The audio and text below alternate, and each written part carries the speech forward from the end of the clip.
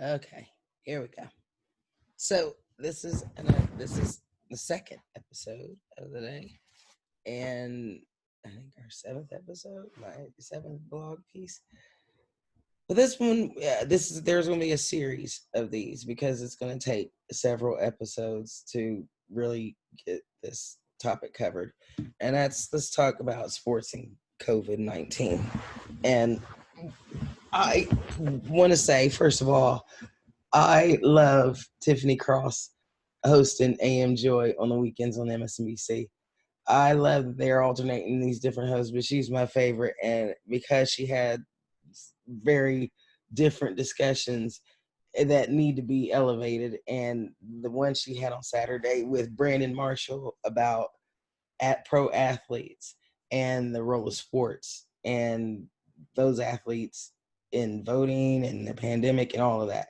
And so, first of all, I want to say, well, yay, Tiffany, for bringing this up. But it is funny because she had this topic the day after I was talking to my brother, and we're both huge sports fans. We're both huge Buckeyes, of course. And he, like everybody else, had opinions about the Big Ten deciding not to postpone fall sports. And I haven't listened to the chatter. My brother, he we talk sports like my dad and I talk politics. But he's on I mean, this is the news he watches all day every day. And so he's always in the mix on all these debates. I but the thing about my brother is he's always been very mature and a smart dude. And so, yeah, after our discussion, he's man enough to be like, okay, you're right, good point. And the point of the matter is that when it comes to college sports, people who talk about it, especially fans, and especially adult fans, I need y'all to understand we're talking about student athletes.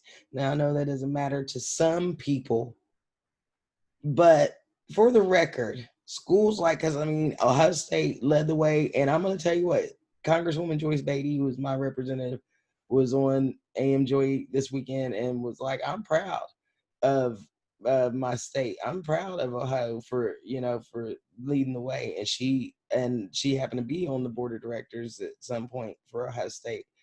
And again, I'm proud of my alma mater. I've been proud of my alma mater through this whole freaking thing.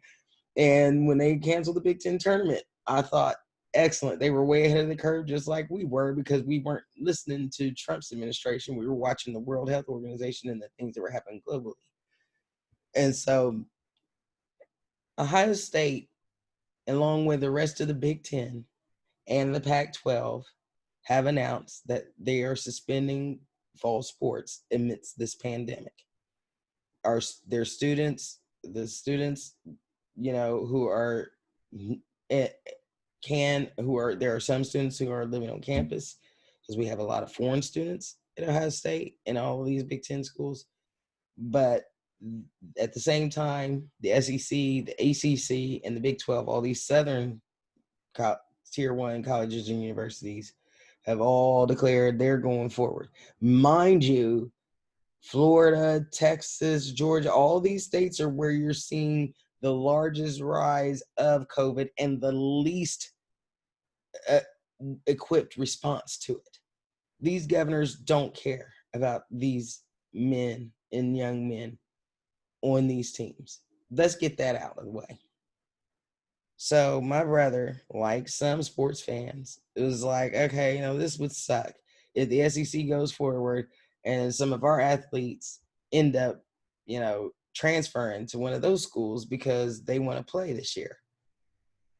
And I'm like, well, then that's the breaks. But first and foremost, our university and our conference should and will take our student athletes' health first and foremost. And there's a lot of money interest in this, and that's going to be a whole separate thing. But for the students, I pointed this out to my brother, and it was like that was the first time it occurred to him. Like I said, the majority of the tens of thousands of undergrads at Ohio State do not play college sports. They do not play college sports. They pay tens of thousands of dollars a year. Some students from way abroad whose parents pay tens of thousands of dollars to send them to these universities here in this country, who are probably in place, and a lot of them are in places where they have their pandemic under control, and their kids are over here in these hot spots. They're already worried to death. So yeah, a university has to consider more than just their student athletes. And this was literally the attitude of so many adults, which is the sad part, is that, well, I want to be entertained. Yeah, and I don't give a shit. And you know what? If I were a parent of one of these kids, I wouldn't give a shit about your entertainment. And if I were a student athlete, and I'm imploring you student athletes to not give a shit about grown people who are willing to put your lives on the line so they can be entertained. Listen, people, there, I have long said this, my generation is the Peter Pan generation. This is a generation that, yeah, we created we set the trend of trend.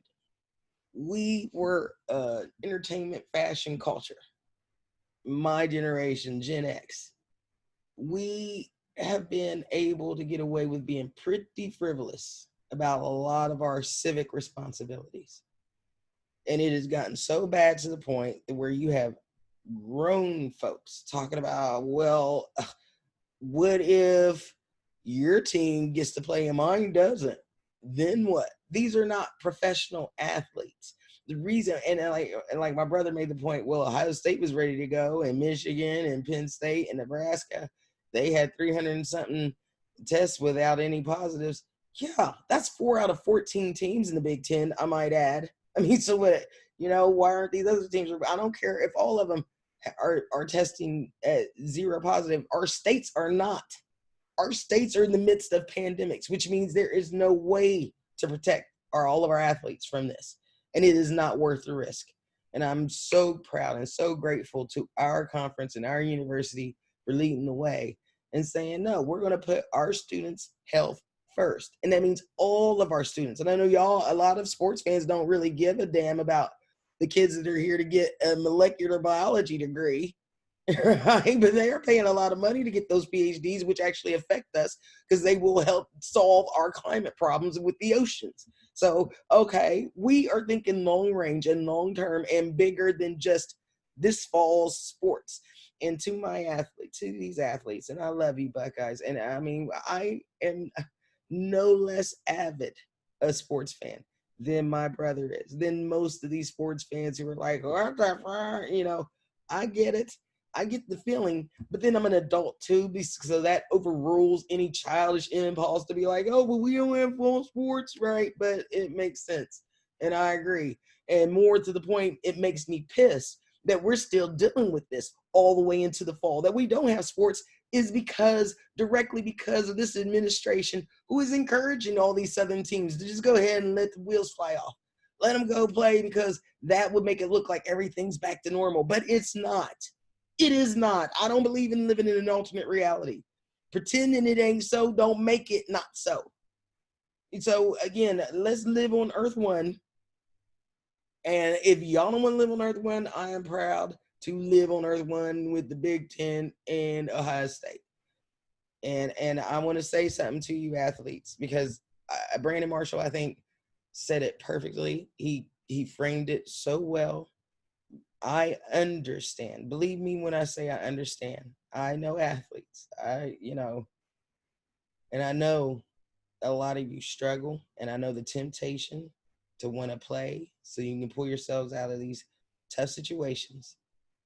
But listen to me. Every generation in this country has had to make a stand, has had to face real crises that have changed the course of hundreds of thousands of lives, millions of lives.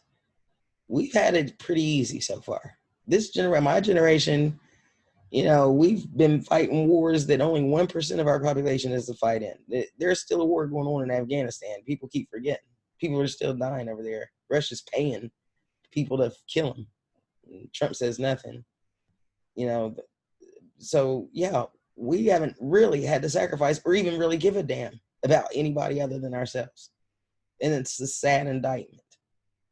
But here's your chance. Here's our chance to redeem ourselves in some molecular sense in this nation. And that is to grow up and understand that this will be our sacrifice. You know, I am the second generation in my family to graduate from Ohio State. My niece next year will be third, and the fourth in our family to earn our degrees. Both of my dad's brothers graduated from Ohio State in the 70s.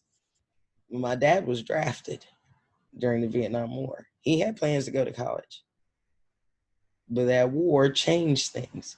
When Pearl Harbor happened, lots of our men and women had different plans for their lives other than fighting in World War II, but they did because it was their duty. The civil rights movement, people fought and died and sacrificed their livelihoods and their lives because it's that important. Because when these moments happen, sometimes we have to make sacrifices. And if your only sacrifice is because universities like Ohio State, they're going to honor your agreement. You will be postponed, but you will play next year. You will be eligible. Your scholarship will last. You will be delayed, but not defeated. And again, if you're pissed off that they can't play now and you can't play, direct the anger where it belongs so you can actually change it. It is this administration that has intentionally not done anything to stop this. Since we got our first case in February, South Korea had a case the same day we did. They reported their first case. And when they flattened their curve, they had a total of 323 deaths total in their entire country. And we're close to 170,000. If we haven't hit it already, I haven't seen the number from today. 170,000 deaths. They are following our science that we developed over 100 years ago during the Spanish pandemic, the Spanish flu pandemic. So again, we know how to stop it. We could stop it in 2 months. When I said that to my brother, he was like, really? Yes, we know how to stop it in 2 months. Like New York City has been reporting a 1% infection rate for the last month. New York City in the United States is the only place where you have an infection rate that is that low. And they did it because they shut down, and they had those extreme shutdowns in March and April. And when Trump was telling everybody, oh, it's safe to go out, Governor Cuomo did not. He said, sorry, New Yorkers, we're not there yet. You need to keep doing it. You need to keep distancing. You need to keep doing that. And they did, and New Yorkers did, until he was like, here's how we're going to open based on the numbers. As the infection rate goes down, we'll start to open slowly. And they're the only state in this country that is able to open. Meanwhile, all these southern states that are making these boys make these tough, tempting decisions to destroy their lives, yeah, they were making fun of New York. We're not New York in Florida, and now they're worse. Their infection rates are in the 20s. And they want y'all, not them. They want to make the money from y'all putting your lives at risk. Don't do it. If this is our generation's sacrifice right now, believe me, it's a small one compared to what every other generation has had to put up with, especially people who look like us. We can do this. And if you have to wait 2-3 more months, if we have to wait another season, another year, well, then hell, that's the breaks, kiddos. That's life. And it ain't always fair. I learned that when I was a little child. And if you Black, you should already know that. Now, you want to make it better? You want to fix it? You've got power, kiddos. You got power too. Say no. Say no. No. And parents, make a parent decision. Say no. Don't put your kids at risk for rich people who don't give a damn about them.